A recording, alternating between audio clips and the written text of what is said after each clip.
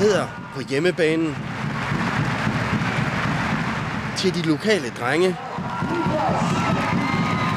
Til stor glæde for de lokale piger.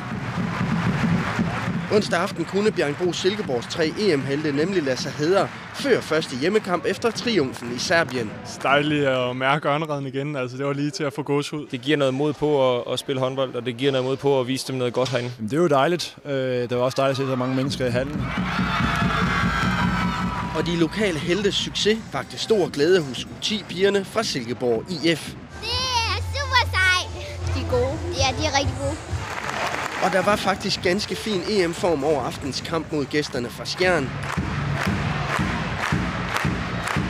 De 3 EM-spillere viste gode takter og glædede sig over at være tilbage på hjemmebanen foran hjemmepublikummet, store som små. Det er selvfølgelig fedt, og det er dejligt, at der er den opbakning for alle aldersgrupper. Det er utrolig fedt at være en del af det, og være en del af dem, som andre ser op til, fordi man leverer noget godt spil ind på håndboldbanen. Så det er jo dejligt, at vi også kan glæde dem nu, når vi kommer hjem, at de er glade for at se os og få en autograf og sige hej til os. Det er bare fedt at vide, at der er nogen her i Silkeborg, der er rigtig gode til at spille håndbold. Ja, at vide, at der også er nogen, der er gode til håndbold.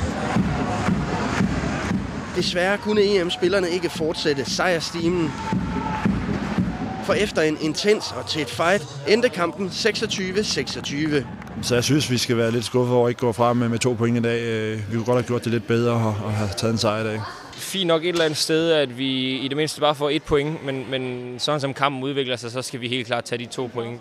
Alligevel drømte de lokale piger om en gang at blive lige så kendte og ombejlede som de lokale drenge.